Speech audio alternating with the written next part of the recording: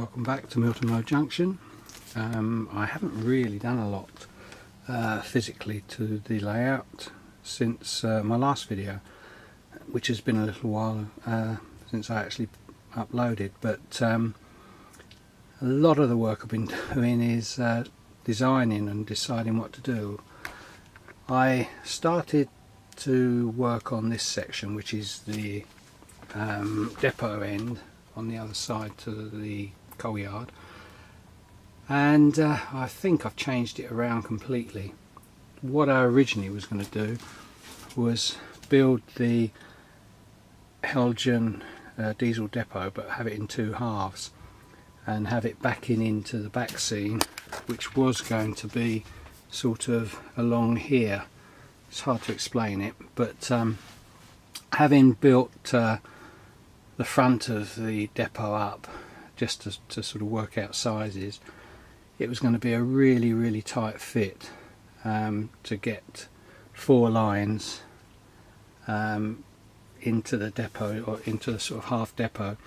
What I've actually done, this is pretty much the surface area of the full size depot.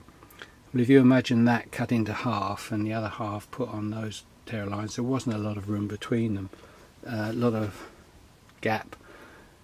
So effectively the two sides would have been pretty much touching, which would have been silly, looked silly. And because it's a sort of plastic kit, it was very difficult to take out a middle column or side and join up the two roofs. It would have looked a bit strange. So and also I had a problem with the back scene. If I had the back scene flush pretty much across here, it's a job to show you, but you had to have quite a big hole in it to look through to get the engines driving through it, and I think you'd have just seen that exactly what it was, and it would have been hard to disguise. So as I say, I've changed the whole idea.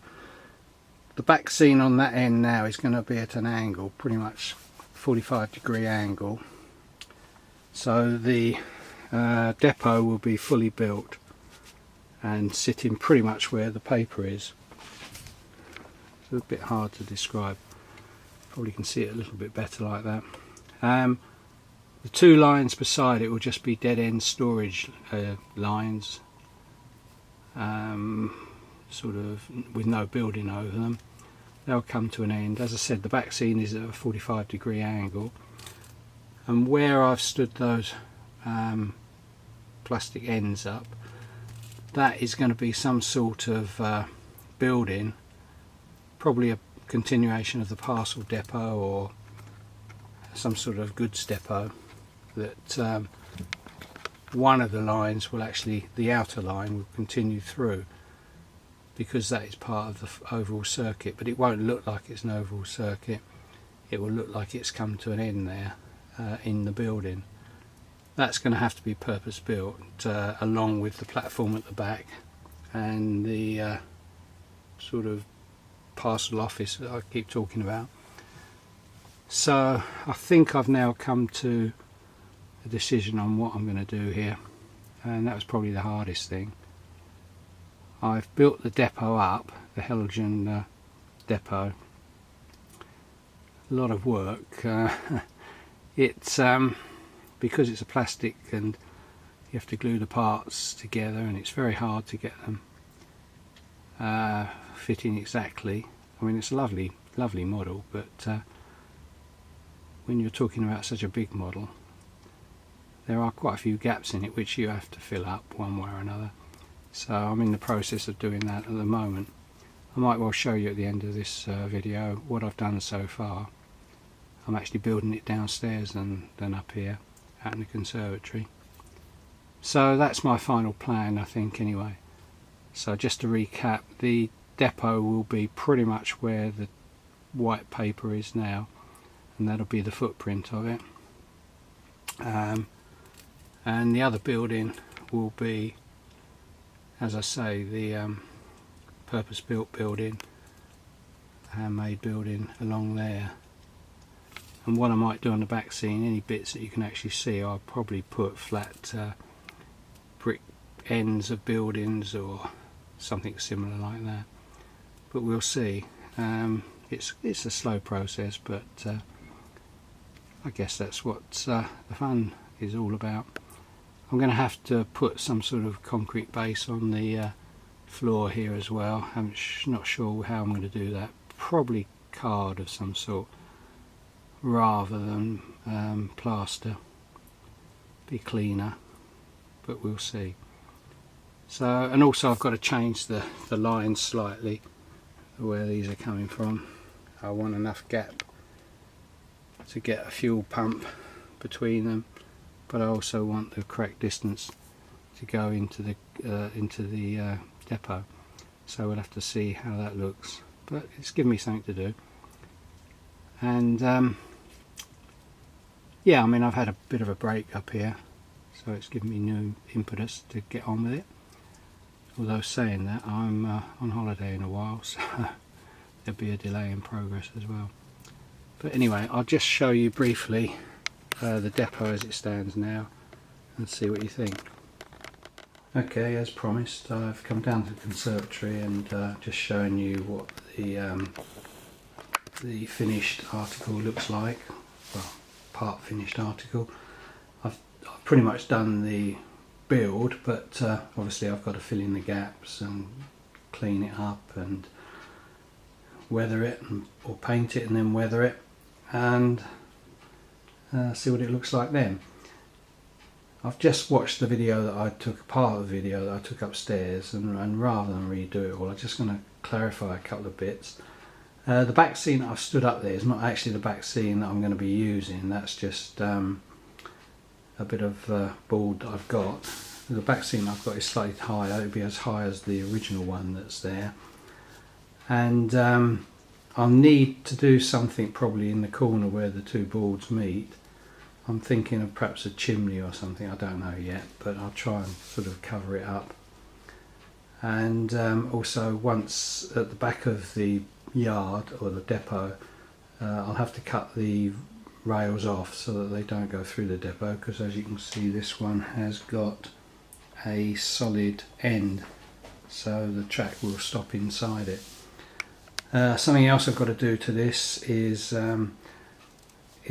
put a walkway or something similar on the inside, both sides, because they haven't finished off the plastic. There's no decorations or moulding or anything on the inside, so on the outside it's a brick wall, on the inside it's just a bare bit of plastic, so I think I'm going to have to put some sort of covering over that, or a raised walkway,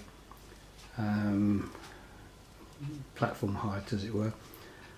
And I haven't decided yet whether to make a pit on each track, examination pit, so that obviously the engines can drive over it, but I haven't decided whether to do that or just have a plain concrete base. I'll make a decision on that at a later date probably. There's a few things still to do on this, as I mentioned. There's some gaps to be filled in.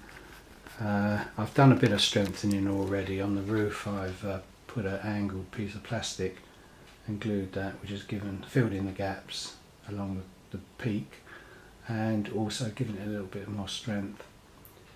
I've glued that in position. I've got to fill in some of the gaps, rub them down, and there's some glue marks. I wasn't too worried about glue marks on it. It was more a case of sticking it, because the glue marks will be rubbed down or painted and weathered, so hopefully they won't notice anyway. It's quite a big kit. I'm not particularly a great believer in plastic kits, but it suited my purpose. It's so big though that when you build it in modular form, and because of the angles, it was very, very difficult to put together as a total piece, because the slightest difference in width at one end made a larger gap at the other end, and it was quite a bit of work to try and put the whole thing together. I mean, I know there'd be a lot of covering up. I'm going to have to put some extra bits of plastic to cover the joins in the brick wall. as if they are supports or something. I've already added a bit here which that was just pure plastic, but I've covered that up, and I've also put a couple of beams behind here, girders, just to do the full length, because that on its own is just held by a couple of clips and glued here, and that would have been knocked off as quickly as anything. So I've done that. That was following some advice on some of the instructions and videos I've seen about it. So I've sort of picked a few ideas from those. Yeah, I mean it looks a bit of a mess at the moment, admittedly, but hopefully when it's all cleaned up and and then weathered, painted, weathered, it'll look a lot better. The whole idea is it's the main focus of that end of the track, and of the layout rather, and hopefully, having looked at the pictures of a finished article in one of the railway magazines, it does look quite impressive once, as I say, painted and weathered. So I'll get on with that, but in the meantime I'll try and upload this video, and please feel free to comment or ask any questions. So that's about it for now. So bye for now. Thanks for watching. Bye.